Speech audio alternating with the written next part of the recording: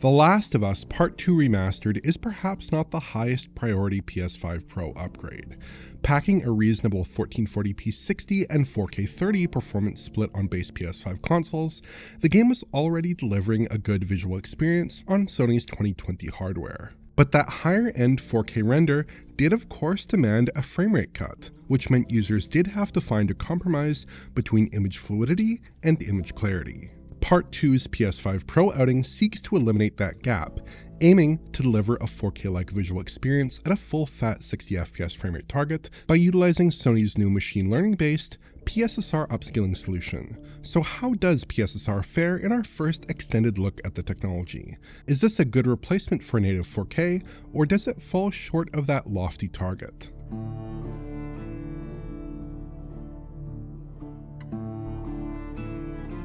Developer Naughty Dog is refreshingly open about the basic rendering setup in this update.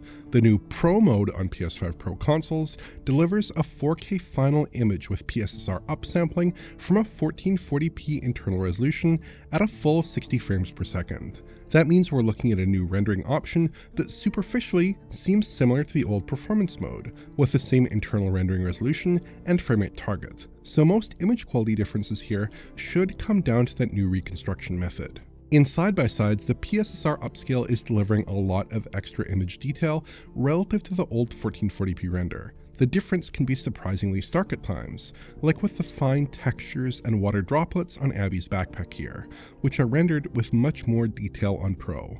The Last of Us Part 2 has some very nice art assets, and PSSR exposes a lot of texture detail that's obscured on the base machine. It's also doing a good job of avoiding moire patterns on fine texture detail, which is very good for an upsampling solution. Texture art at oblique angles also resolves more clearly, though I believe anisotropic filtering settings are unchanged. Geometric edges also look quite a bit sharper and better defined than on the base console. The PS5 looked fine, but it had a slightly soft focused look on a 4K set with edge detail deadened by a more moderate rendering resolution combined with TAA. The Pro delivers a much stronger result here, without the blurred edges that are characteristic of regular upscalers.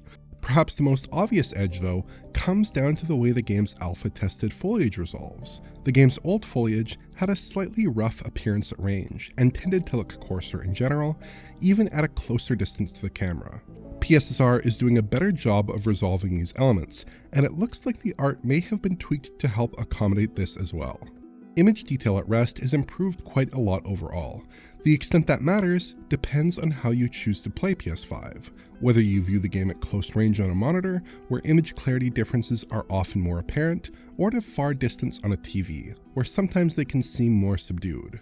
One issue that is quite apparent at all viewing ranges, though, is image breakup, as flickering on high contrast edges tends to catch the eye, even if a slight softness throughout the frame is harder to perceive. Here the Pro delivers pretty solid results. Pushing forward through the scene tends to cause quite a lot of image breakup on the regular console, as you can observe the appearance of aliasing over many frames. But the Pro is substantially better. Foliage in particular sees a big bump, with slight AI upscale artifacts and a bit of blur proving preferable to the aliasing that was dominant before. In some instances, we find similar breakup across both machines, like with the strings here, but PS5 Pro is typically giving us a lot more image detail as a trade-off. Other typical pain points for temporal AA techniques tend to fare reasonably well here. Hair appears a bit less dithered, and resolves with more detail. Screen space reflections often appear more temporally stable here and coherent, though I did note a small visual bug in this scene, and puddles sometimes reveal additional checkerboard-like SSR artifacts on Pro. There's also no obvious issues with 2D elements like the snowflakes here, which can sometimes cause issues with trails with reconstruction solutions.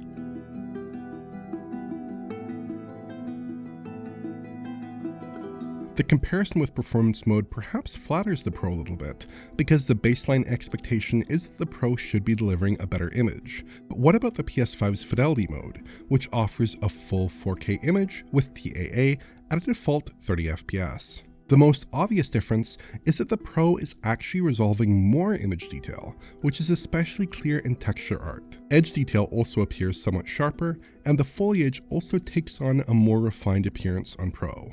I think it's important to realize that some of these detail bumps are not going to be apparent from a typical viewing distance for most players, given the 4K image on the base machine, but if we do take a closer look, they do stand out. There are definitely some elements where PSSR is just doing a flat-out better job resolving fine detail than the old TAA, like with these metal bars.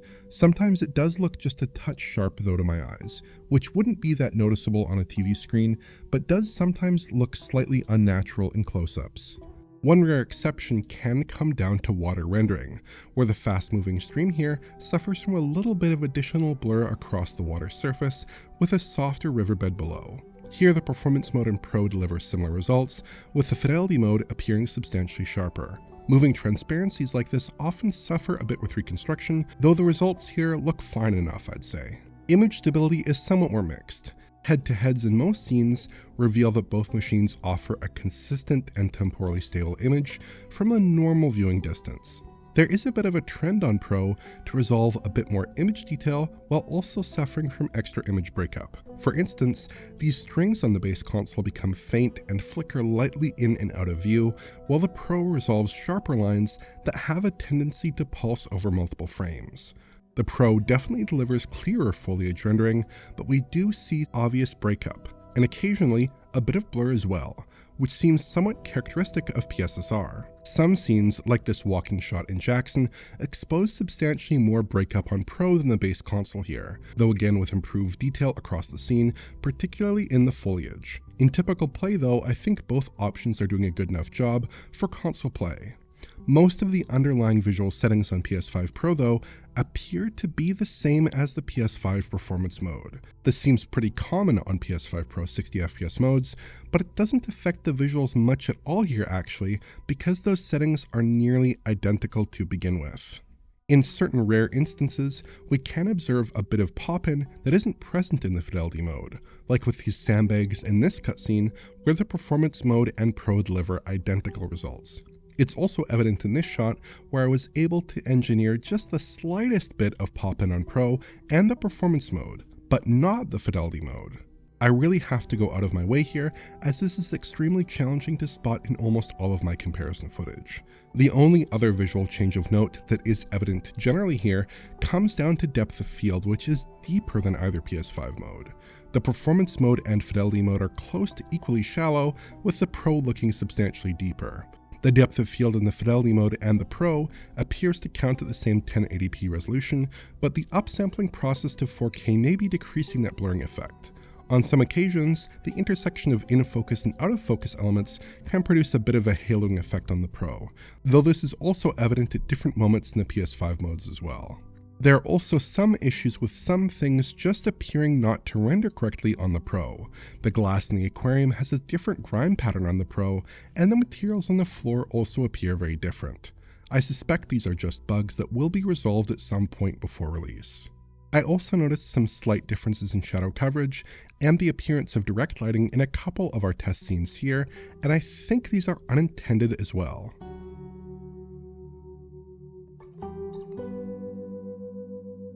Perhaps the most interesting point of comparison for Sony's new upsampling solution is going to come with the PC's most prominent upscalers, FSR and DLSS. Unfortunately, we don't have a version of T-Loop Part 2 on PC as of yet, but The Last of Us Part 1 can perhaps provide a little bit of context here. These aren't one-to-one comparisons then, which is important to keep in mind, though it is running on essentially the same engine and has similar game content. Relative to AMD's FSR 3, I think the merits of PSSR are clear. FSR tends to suffer from a lot of disocclusion issues and aliasing in general really whenever there's motion on screen, which PSSR appears to handle much more gracefully. That classic salt and pepper pattern of disocclusion fizzle is absent on the Pro, and the image in general looks more stable over multiple frames, even with the same base resolution here. I suspect that in most titles, the difference between FSR and PSSR will favor the latter, given the kinds of issues we've seen with FSR 2 and 3 since their inception over 2 years ago. DLSS is the gold standard for image reconstruction on PC for good reason, with very stable imagery across a wide range of game content, and the results in The Last of Us Part 1 are certainly in line with that trend. We get top-class image quality on PC, especially relative to FSR 3. Notice how much more stable the image is when just moving the camera around a bit. It can be a night and day difference. PSSR tends to present with a bit of extra image breakup on geometric edges and foliage in comparison to DLSS, it seems, at least in this early incarnation here. PSSR's infancy is key though, as DLSS has had nearly 6 years of in-the-wild deployment to develop and evolve to what we have today. Sony developers have confirmed that they've already seen substantial performance and quality improvements with PSSR so far, and I expect that trend will continue. But in the here and now, PSSR at least seems better than FSR at delivering a temporally stable image.